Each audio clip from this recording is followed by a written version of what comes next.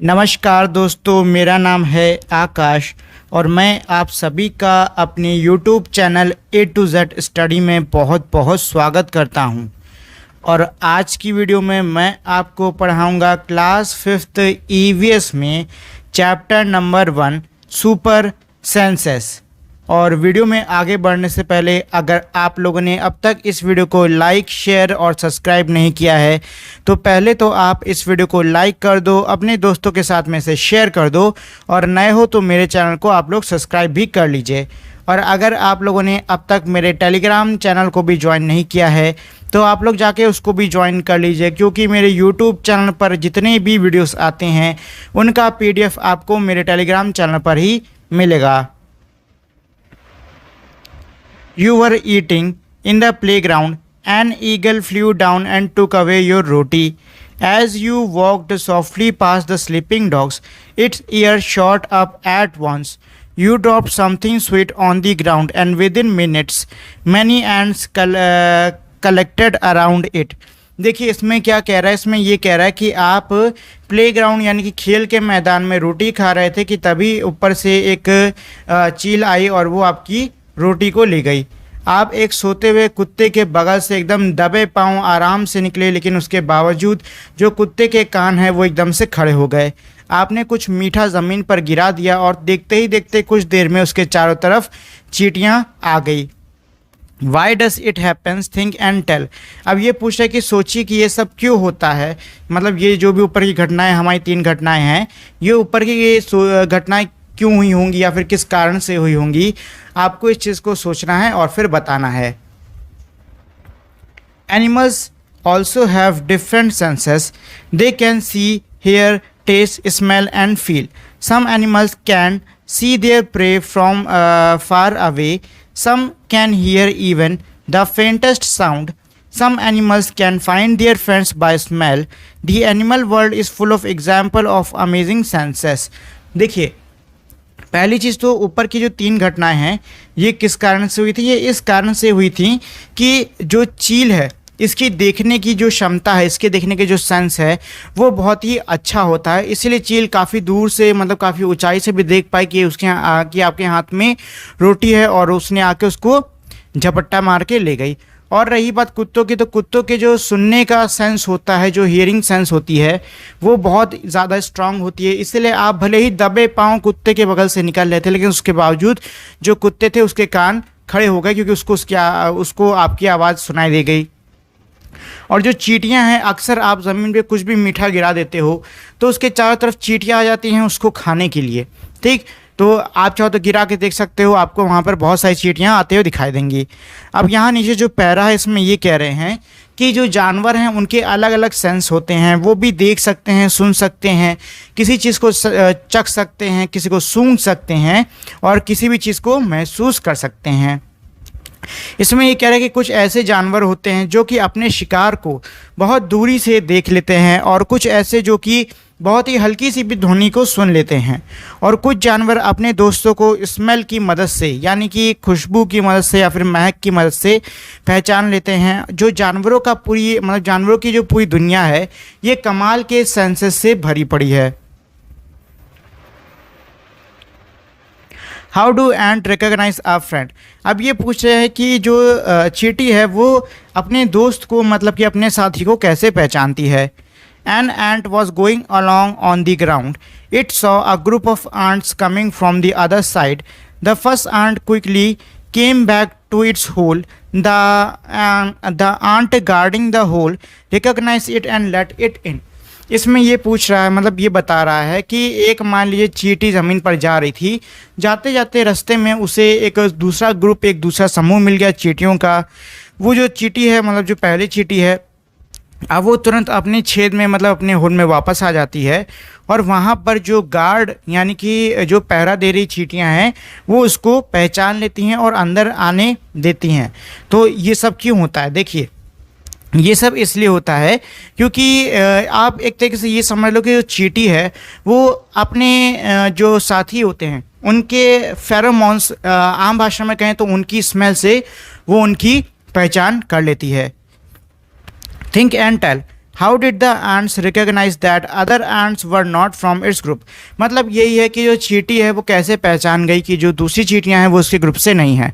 तो देखिए इसका आंसर यही है कि जो चींटी हैं वो स्मेल से, मतलब उनकी स्मेल सूंघने की जो क्षमता है वो काफ़ी अच्छी है, और वो उसी स्मेल से यानी कि उसी फेरोमोन से समझ गई कि ये जो चींटी है ये हमारे ग्रुप की नहीं है।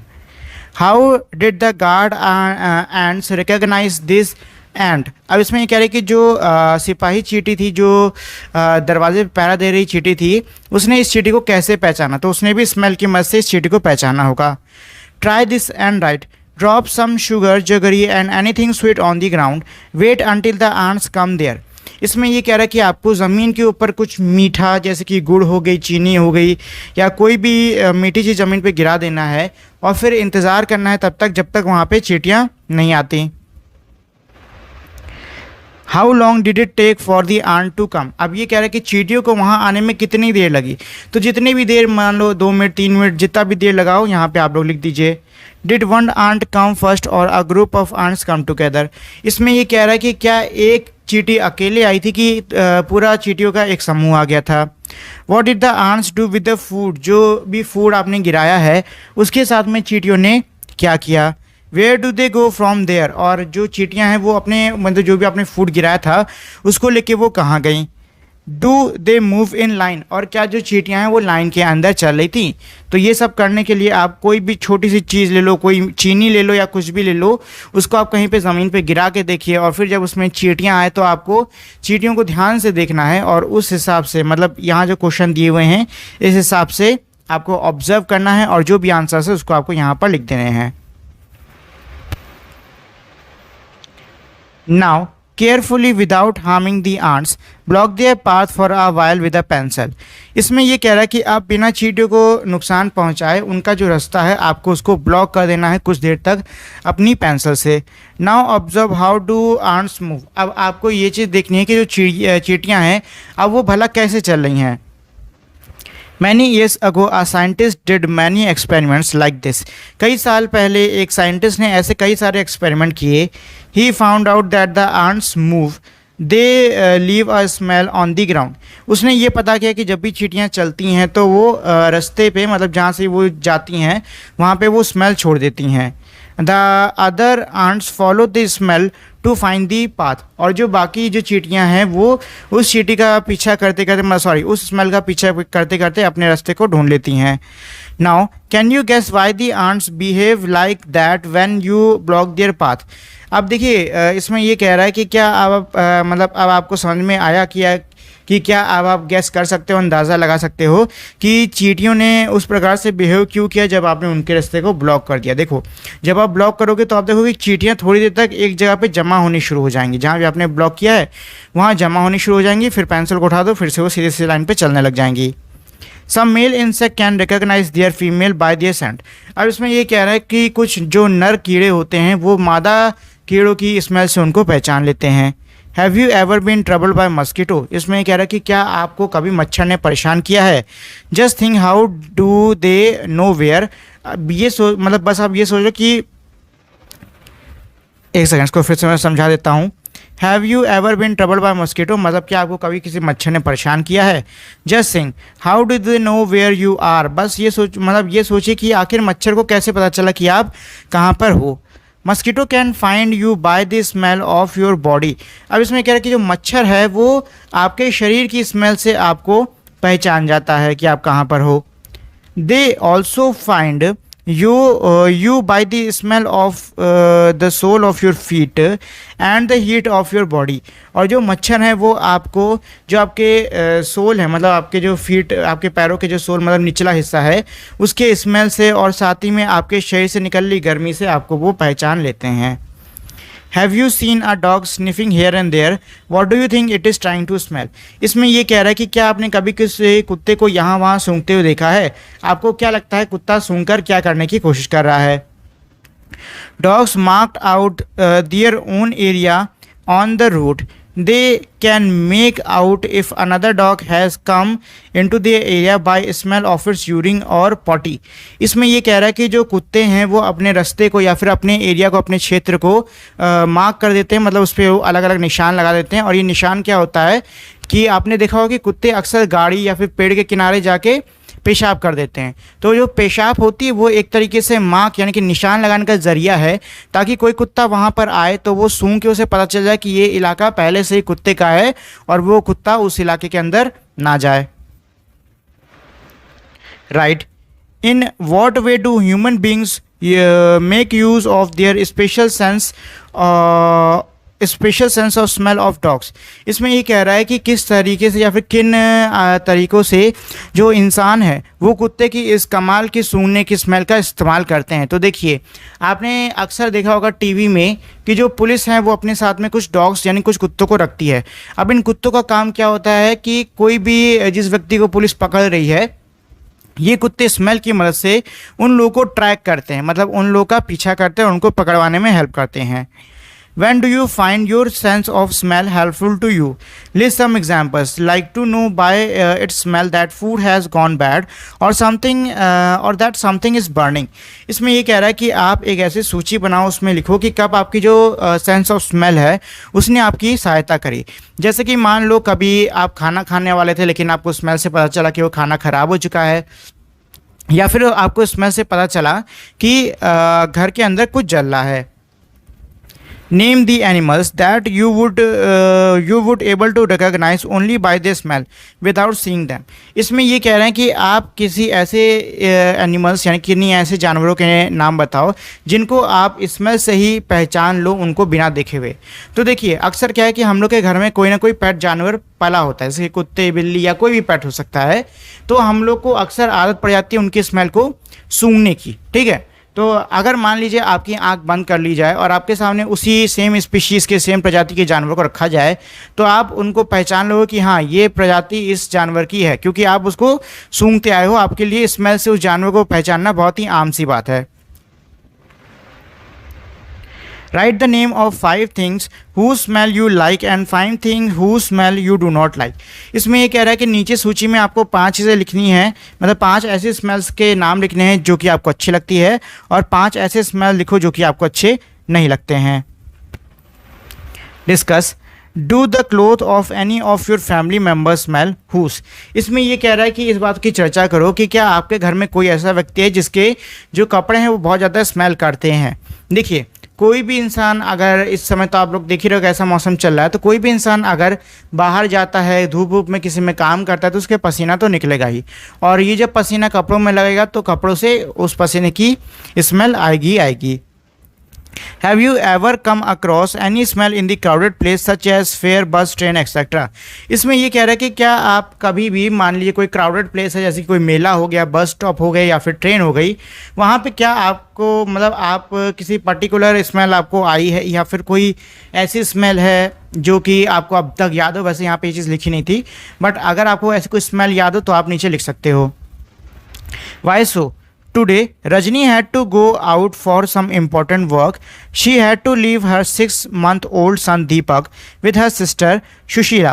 Shushila also has a baby of the same age. It was funny that both the babies did potty at the same time.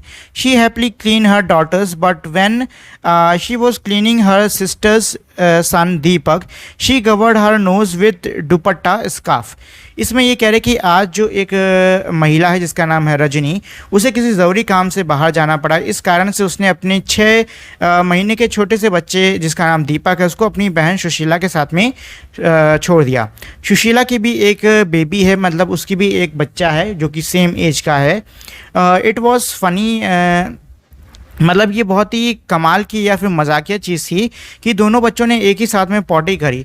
तो पहले तो सुशीला ने अपनी बेटी की पॉटी बिना किसी दिक्कत के बड़े आराम से साफ़ कर दी, लेकिन फिर जब वो अपनी बहन के बेटे यानी कि दीपक की पॉटी को जब साफ़ करने लगी तो उसने अपनी नाक पर स्कार्फ या फिर दुपट्टा रख लिया।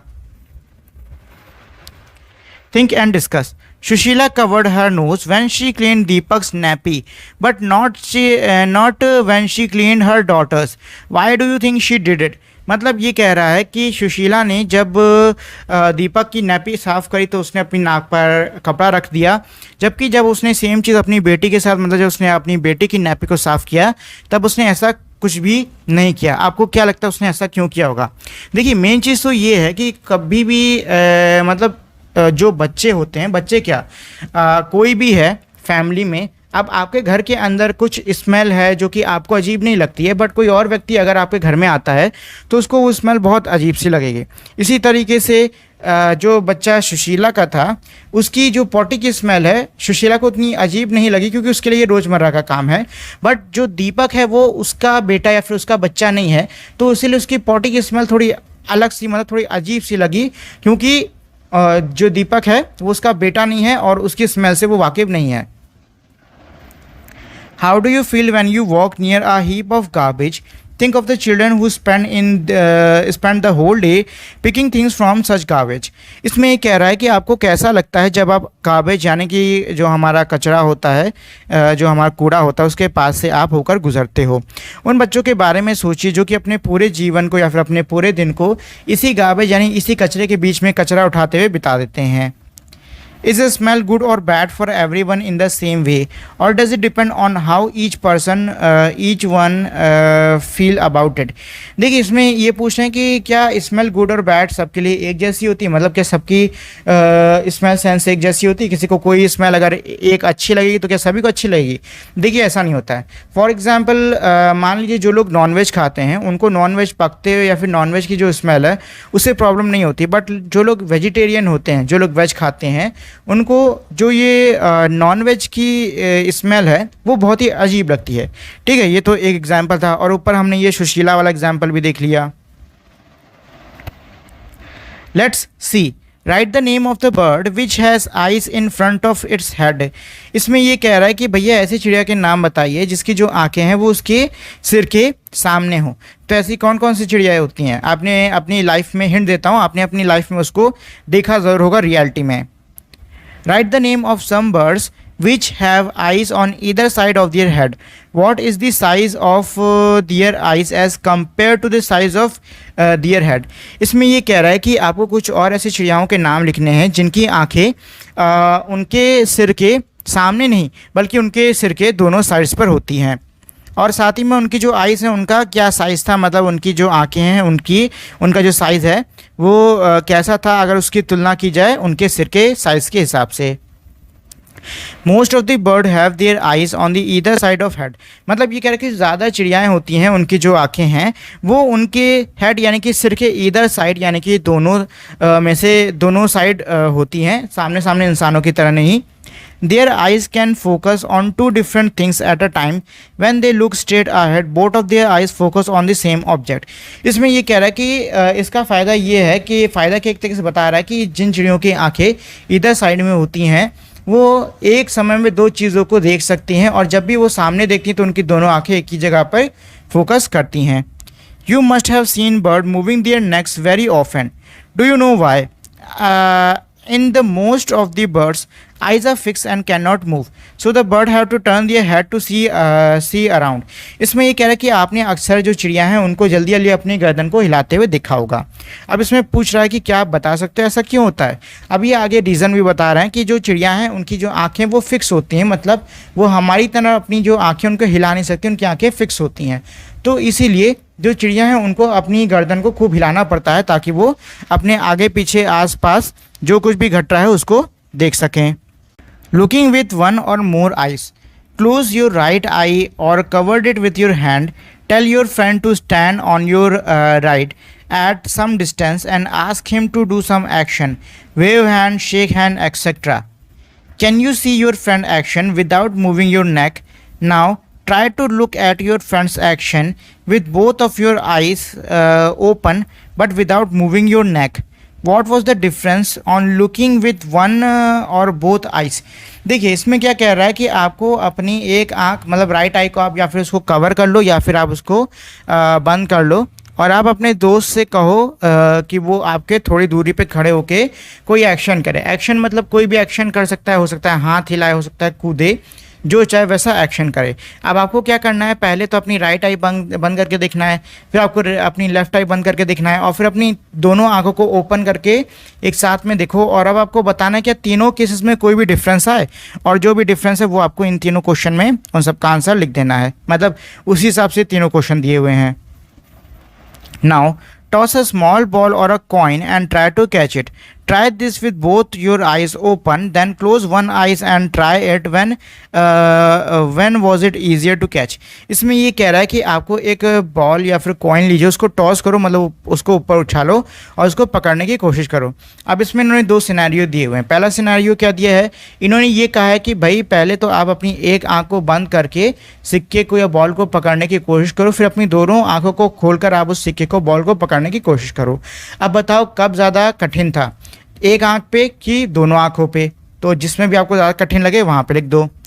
Imagine how it would be to have your eyes in the place of your ear, what would you able to do with them which you can not do now. इसमें ये कह रहा है कि ऐसी कल्पना करिए कि आपके कान की जगह पे आपकी आंखें हैं, तो ऐसी हालत में आप क्या कर सकते हैं और क्या आप नहीं कर सकते। अब देखो, अगर कान की जगह पे आंखें होती तो मैं कान के जो पीछे की जगह, मतलब पीछे की जो चीज़ें हैं उसको और क्लियरली देख सकता था। ठीक, इससे कि मेरी देखने की रेंज जो है वो काफ़ी बढ़ जाती, लेकिन मुझे सामने फोकस करने में थोड़ी दिक्कत आती, ये एक परेशानी खड़ी हो जाती। Some birds like kite, eagles, vulture can see four times as far as we can. These bird can see things from a distance of 8 meter what we can see from a distance of 2 meters. Now can you guess from what distance can an eagle in the sky can see a roti on the ground. इसमें ये कह रहे कि कुछ ऐसी चिड़ियाँ हैं जैसे कि हमारी ईगल यानी कि चील हो गई, वल्चर हो गई, ये 4 गुना ज़्यादा, जैसा कि हम लोग देख सकते हैं, उसका 4 गुना ज़्यादा बेहतर देख सकते हैं। और साथ ही में डिस्टेंस की भी बात की है कि ये जो चिड़ियाएँ होती हैं ये 8 मीटर की भी दूरी से किसी भी चीज़ को साफ साफ देख सकती हैं। मतलब ये किसी भी चीज़ को साफ साफ देख सकती हैं, जबकि हम 2 मीटर की दूरी से किसी भी चीज़ को साफ साफ देख सकते हैं। तो इसमें ये कह रहे हैं कि अंदाज़ा लगाओ कि क्या डिस्टेंस, मतलब जो रोटी ग्राउंड पे रखी हुई है, What distance can eagle in the sky can see a roti on the ground, मतलब कितनी दूरी से जो चील है वो आसमान से ज़मीन पर रखी हुई रोटी को देख सकता है। Do animals see colors? Animals cannot see as many colors as we can. So how things in these pictures will be seen by some animals. इसमें ये कह रहा है कि जो जानवर हैं वो उतने अच्छे से रंगों को नहीं देख पाते जितने अच्छे से हम लोग रंगों को देख पाते हैं। जैसे कि हमें सारे रंग क्लियरली दिखेंगे, चिड़िया को कुछ इस प्रकार से दिखेगा, कुत्ते को कुछ ऐसा दिखेगा, और ये जो हमारी छिपकली है, अच्छा छिपकली, इसको ब्लैक एंड वाइट दिखेगा। It is believed that the animals that are awake in the daytime can see some colors. Those animals that are awake at night can see things only in black and white. मतलब ये माना जाता है कि वो जानवर जो कि दिन के समय जागते हैं, दिन के समय अपना सारा काम करते हैं, वे थोड़े बहुत रंगों को देख पाते हैं, लेकिन वे जानवर जो कि रात्रि के समय अपना सारा काम करते हैं वो सिर्फ और सिर्फ ब्लैक एंड वाइट यानी कि सफ़ेद और काला ही देख पाते हैं। Sharp year. In class 4th, you read that we cannot easily see birds' ear. Their ear are small holes covered with feathers. इसमें ये कह रहा है कि कक्षा 4 में हमने ये पढ़ा था कि हम जानवरों के जो कान हैं उनको आसानी से चिड़ियों के जो कान हैं उनको आसानी से नहीं देख सकते हैं। उनके कान छोटे छोटे से छेद होते हैं जो कि परों से यानी कि feathers से ढके होते हैं। Write the name of 10 animals whose ears can be seen. इसमें क्या है कि आपको 10 ऐसे जानवरों के 10 ऐसे एनिमल्स के नाम लिखने हैं जिनके कानों को आप देख सकते हो। The name of some animals whose ear are bigger than other ear, और ऐसे आपके जानवरों के नाम लिखने हैं जिनका एक कान मतलब जिनके जो कान हैं वो बाकियों से बड़े होते हैं। तो ऐसा कौन सा? हाथी हो गया भैया सबसे बड़े वाले कान का, है कि नहीं? Think Is there some link between the size of animals ear and their hearing? इसमें ये कह रहा है कि आप सोचो कि क्या जो जानवर, किसी भी जानवर के जो कान हैं उसके साइज़ का उसके सुनने की क्षमता से कोई ताल्लुकात है? Try this. From this activity For this activity, find a quiet place in your school. Tell one of your friends to stand at a short distance and ask him to say something softly. The rest of you should listen carefully. Then all of you put your hands behind your ears as shown in the picture. Let the same child say something again as softly as before, in which case was the sound sharper. Ask your friend to put your hands over your ears and say something. Can you hear your own voice. इसमें ये कह रहा है कि भैया इस activity के लिए आपको थोड़ी शांत जगह चाहिए होगी अपने स्कूल के अंदर। आपको क्या करना है कि आपको उस शांत जगह पे जाके खड़ा मतलब जाना है और अपने दोस्त को आप अपने से थोड़ी दूर पे खड़ा करिए और फिर आप उससे कहिए कि वो धीरे से कुछ बोले, ठीक। और उसके बाद आपको सेम चीज़ से रिपीट करानी, फिर से आप कहो कि धीरे से कुछ बोले। बस इस बार आप सुनने से पहले अपने कान के ऊपर मतलब कान के पीछे हाथ रख लेना। अब आपको बताना है कि आपको किस में ज़्यादा क्लियर सुनाई दिया, पहले वाले में कि बाद वाले में। अब इसमें ये कह रहा है कि अब आपको अपने कान के ऊपर अपने हाथों को रखना है और फिर कुछ बोलना है और फिर ये देखना कि क्या आपको अपनी आवाज़ सुनाई दे रही है या नहीं दे रही है। Sit near a desk. Tap once with your hand. Listen carefully. Now put your ear on the desk as shown in the pictures. Tap the desk once again with your hand. Listen carefully. Was there any difference in the sound of the tap? इसमें ये कह रहा है कि भाई आपको क्या करना है कि पहले तो आपकी जो भी डेस्क है जिस पे आप बैठते हो उस पर आप ऐसे ही अपने हाथ के साथ टक से मारो और उसके बाद आप क्या करो कि अपने कान को उसी डेस्क के ऊपर रख के फिर उस पर टक से मारो। अब आपको बताना है कि क्या दोनों ही बारी में जो आपने टक से मारा है उसमें साउंड में कोई डिफरेंस है, तो काफ़ी डिफरेंस आएगा। आप लोग करके देखिएगा। This is how snake hears. They do not have external ears which you can see they only feel the vibration on the ground। इसमें क्या कि जो सांप है उसके एक्सटर्नल यानी कि बाहरी कान नहीं होते हैं, तो वो जो वाइब्रेशन है मतलब जो ज़मीन पे होने वाली वाइब्रेशन जो भी हलचल है उसकी जो वाइब्रेशन होती है उसी को सुन सकता है, मतलब उसी को महसूस करके उसको पता चलता है कौन कहाँ पे नहीं। Sound sends message. High up on a tree, a langur warns other of the danger like a tiger or a leopard. The langur does this by making a special warning calls। इसमें कह रहा है कि पेड़ों के ऊपर जो लंगूर यानी कि हमारे बंदर की प्रजाति होती है लंगूर, वो अक्सर जो जानवर होते हैं मतलब जंगल के बाकी जानवर हैं उनको आने वाला खतरा जो कि शेर है मतलब जो कि हो सकता है चीता हो या तेंदुआ हो, उससे चिल्ला के आगाह कर देता है। जो लंगूर है वो उसके लिए एक स्पेशल यानी खास वार्निंग कॉल का इस्तेमाल करता है। Birds also give alarm calls to warn about the dangers. Some bird even have different sound for different kind of dangers. For example there is a different warning calls if the enemy is coming from the sky or if the enemy is on the ground. इसमें कह रहे कि जो चिड़ियाएँ होती हैं उनके मतलब वो भी अलार्म कॉल देती हैं खतरे से बचाव के लिए।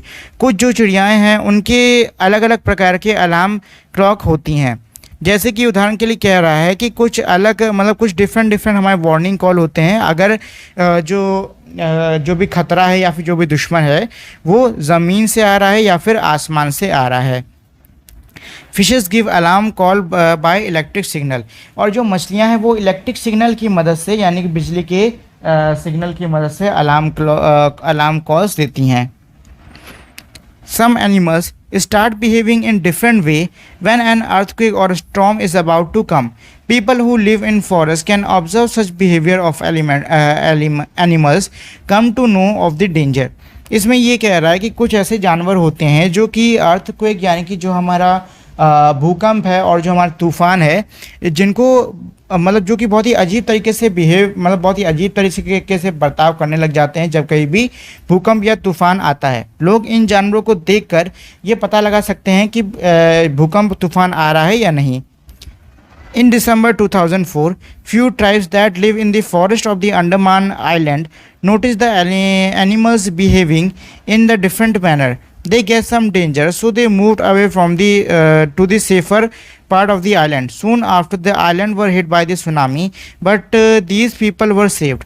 इसमें ये कह रहा है कि दिसंबर 2004 में कुछ जो जनजातियां रहा करती थी अंडमान के जंगलों में उन्होंने कुछ चीज़ नोटिस करी, मतलब उन्होंने जानवरों के अजीब सी बिहेवियर को नोटिस किया, जिसको देखकर उनको ऐसा महसूस हुआ कि शायद खतरा आने वाला है।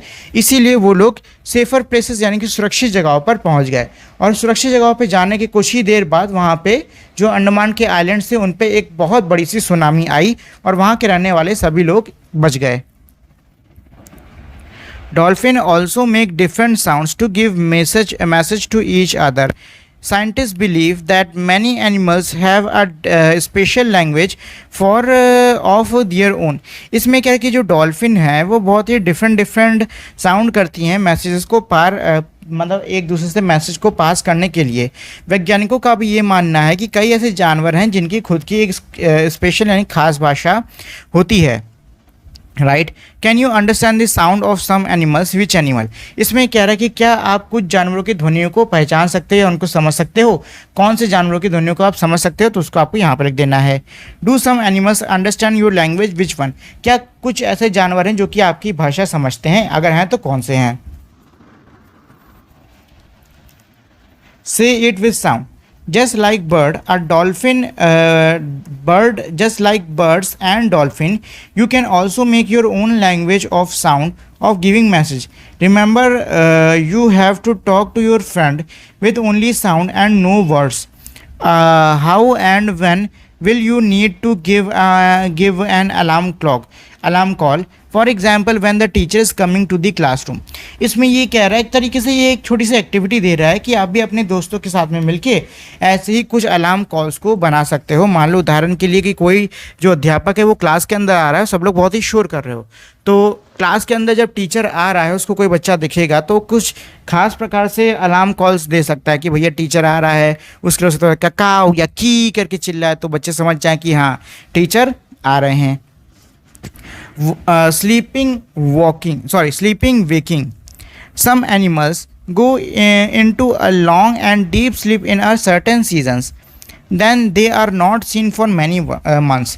इसमें कह रहा है कि कुछ ऐसे जानवर होते हैं जो कि सर्टेन यानी कि कुछ खास सीज़न यानी कुछ खास मौसम के दौरान स्लीप यानी कि सोने लग जाते हैं, मतलब बहुत ही गहरी नींद में चले जाते हैं और कई महीनों तक देखे नहीं जाते हैं।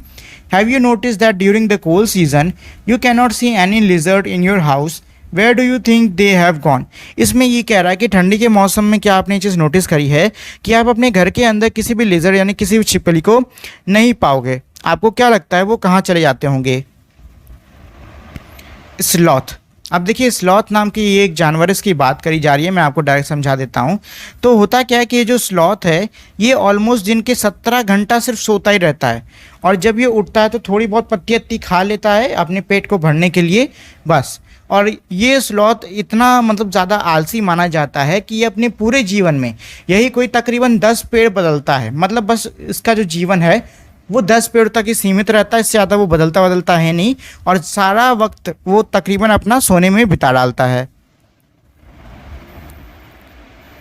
अब देखिए यहाँ पे ये एक स्केल दी हुई है, ठीक। अब स्केल को अगर आप ध्यान से देखें तो आप समझ पाएंगे कि यहाँ पे जो एक पोर्शन है ये 2 आवर यानी कि 2 घंटों के बराबर है, ठीक है। अच्छा, given here is the sleeping time of some animals. Right below each picture how many hours a day that animals sleep. इसमें क्या तस्वीर के नीचे लिखो कि ये जानवर कितने घंटे सोते होंगे। तो मैंने आपको क्या बताया कि ये जो एक ब्लॉक है 2 घंटे के बराबर, तो ये 2 ब्लॉक हुए कि नहीं हुए, तो ये कितने, ये 2 आवर्स के बराबर हो गया। यहाँ पे वो कितने ब्लॉक हैं, 1 2 3 4 5 6 7 8 9 ब्लॉक हैं, और इसको 2 से मल्टीप्लाई करो तो आंसर आ जाएगा 18। ऐसे ही एक तो ये हो जाएगा 2, ये है 1 2 3 4 5 6 है तो ये हो जाएगा 12। ठीक, इस तरीके से आपको यहाँ पे भर देना है। The tiger is one of the most alert animals and yet today tiger are in danger. इसमें ये कह रहा है कि जो टाइगर हैं वो दुनिया के सबसे ज़्यादा अलर्ट यानी कि सतर्क जानवरों में माने जाते हैं, लेकिन उसके बावजूद आज जो टाइगर हैं वो खतरे के अंदर हैं। What do you think are some of the dangers to the tiger in the jungle? आपको क्या लगता है कि टाइगर यानी कि जो चीता है उसको जंगल में किस किस चीज़ से खतरा होता होगा? तो देखिए जो टाइगर हैं, चीता है, उनको सबसे ज़्यादा खतरा अगर किस चीज़ से होता है तो वो इंसानों से ही होता है। सिर्फ टाइगर को ही नहीं, जंगल के अंदर पाए जाने वाले जितने भी जीव हैं अगर उनको सबसे ज़्यादा खतरा किसी से है तो वो इंसानों से ही है, क्योंकि देखिए क्या है कि अब आज के समय में जो इंसान है वो जंगलों को काट दे रहा है, जानवरों को मार दे रहा है। यहाँ तक कि जो कुछ भी चीज़ मिल रही है, मतलब जंगल के अंदर हुआ करती थी, मिला करती थी, वो सब चीज़ें वो तहस नहस करके अपने फ़ायदे के लिए खुद से इस्तेमाल कर ले रहा है, जिससे कि जंगलों की, पेड़ों की और जानवरों की जो संख्या है बहुत ही कम होती जा रही है। और जब भी ऐसा होता है तब तक इकोसिस्टम पे बहुत बुरा असर पड़ता है, और इसका जो बुरा असर है वो हमको पूरे पर्यावरण पे देखने को मिलता है। Can human being also be threat to animals, how? इसमें कह रहा है कि क्या इंसान भी जानवरों के लिए खतरा हो सकते हैं? जी हाँ, हो सकते हैं, वही तो प्रमुख खतरा है। Do you know that today many animals are killed and their parts are sold? क्या आप जानते हो कि आजकल कई, मतलब आज के समय में कई सारे जानवरों को मारा और उनके जो अंग हैं उनको बेचा जाता है। Elephants are killed for their tusk, जो हाथी हैं उनको उनके टस्क यानी कि उनके जो बड़े बड़े दांत होते हैं उनके लिए मारा जाता है। राइनोसोर्स फॉर इट्स हॉर्न, जो राइनोसोर है उसको अपने सींग के लिए मारा जाता है। Tiger, crocodile and snake for their snake, और जो टाइगर हो गया, क्रोकोडाइल हो गया, जो सांप है उनको उनकी खाल के लिए मारा जाता है। Musk deer are killed just to make little scent from their musk, और मस्क जो डियर होते हैं उनको मार दिया जाता है सिर्फ उनके मस्क से थोड़ा बहुत इत्र बनाने के लिए, परफ्यूम बनाने के लिए। People who kill animals are called hunters और पोचर्स, जो लोग जानवरों को मारते हैं उनको हंटर्स और पोचर्स कहा जाता है। The number of tigers and many other animals in our country is reducing. There is a danger that some of them will soon disappear. To protect the animals, our government has made some forest as the protected area. Some of them are the Jim Corbett National Park in Uttarakhand and Ghana in the Bharatpur district of Rajasthan. In these areas, nobody can hunt animals or destroy the jungle. इसमें ये कह रहा है कि हमारे देश के अंदर जो टाइगर्स हैं, जो चीते हैं और जो बाकी जानवर हैं उनकी संख्या बहुत तेज़ी से गिर रही थी। तो इसके लिए जो सरकार है उन्होंने ऐसे कुछ एरिया, मतलब कुछ क्षेत्रों को रिज़र्व कर दिया है, मतलब एक तरीके से वहाँ पे पूरी तरीके से पाबंदी लगा दी गई है किसी भी प्रकार से जंगल को काटने और वहाँ के जानवरों को मारने की। अब यहाँ पे ऐसी दो जगहों के नाम दिए हुए हैं, जो कि है हमारा जिम कॉर्बेट नेशनल पार्क जो कि उत्तराखंड के अंदर पड़ता है, और घाना जो कि भरतपुर डिस्ट्रिक्ट जो कि राजस्थान के अंदर है वहाँ पर पड़ता है। Find out where are other such national park in India. अब ये कह रहा है आपको पता करना है कि भारत में ऐसे और नेशनल पार्क कहाँ कहाँ पर हैं। तो आपको कुछ नहीं करना है, इंटरनेट पे जाके सर्च करना है नेशनल पार्क इन इंडिया, और आपको कई सारे वहाँ पे नाम लिख के आ जाएंगे। Collect information on this and right a report. अब ये कह रहा है कि आपको उनके ऊपर जानकारी इकट्ठा करनी है और उस पर एक रिपोर्ट लिखनी होगी। What we have learned, have you notice that sometimes singers put their hand on their ear when they sing. इसमें ये कह रहा है कि क्या आपने कई बार नोटिस किया कि जो सिंगर हैं वो अक्सर अपने कान पर मतलब उनके जो ईयर होते हैं अपने कान पर हाथ रखते हैं तब जब वो लोग गा रहे होते हैं। Why do you think they may be doing this. आपको क्या लगता है कि वो ऐसा क्यों कर रहे हैं। Give example of animals that may have a very strong sense of sight, hearing और smell। अब ये कह रहा है आपको कुछ ऐसे जानवरों के उदाहरण देने होंगे जिनकी जो सेंस ऑफ साइट मतलब देखने की क्षमता, सुनने की क्षमता और जो स्मेल करने की क्षमता है वो बाकियों के मुकाबले बहुत ज़्यादा होती है। Let's make a paper dog. अब ये कह रहे चलो कागज़ से एक पेपर डॉग बनाते हैं। तो नीचे हमारा पूरा इंस्ट्रक्शन दिए हुए हैं, इनकी मदद से आप पेपर डॉग बना सकते हो। तो क्या कह रहा है, पहले आपको एक लंबी सी स्ट्रिप काट लेनी है मोटे से पेज की, और उस स्ट्रिप को जिस तरीके से हमारा ये इमेज दी हुई है ये वाली, इस हिसाब से आप मार्क कर लीजिए। Make a small cut on the line marked 1 to 6। अभी कह रहे हैं 1 से लेकर 6 तक की जो हमारी लाइन है उस पर आप कट लगा दो। Hook together the cut off number 1 and 2, और 1 और 2 को आप साथ में हुक कर दो, मतलब साथ में जोड़ दो। In the same way hook together 3 और 4, इसी प्रकार से 3, 4 और 5, 6 को आपस में जोड़ दो। अब आपको mark make a cut in the mark on the left on the leg, और पैर पे आपको ये जो निशान दिया हुआ यहाँ पे कट करना है। Turn down the corner of the strip on the top of its head to make its ear. आपको मतलब उसके कान बनाने हैं, जो ऊपर की स्ट्रिप है उसको मोड़कर। Mark the eye and the nose with a sketch pen, और आपको मार्क करना है उसकी आइज और ईयर्स को स्केच पेन से। तो आपका कुत्ता कुछ इस प्रकार का बन के तैयार हो जाएगा। ठीक है, तो ये तो था हमारे आज का चैप्टर 1 ईवीएस का। अगर आपको इस चैप्टर से जुड़ा हुआ कोई भी सवाल आपके मन में है तो आप मुझे नीचे कमेंट कर सकते हो, मैं आपको उसका जवाब ज़रूर दूंगा। और साथ ही में अगर आप लोगों ने अब तक इस वीडियो को लाइक, शेयर और सब्सक्राइब नहीं किया है तो पहले तो आप इस वीडियो को लाइक कर दो, अपने दोस्तों के साथ में शेयर कर दो, और नए हो तो इस चैनल को आप लोग सब्सक्राइब कर लीजिए।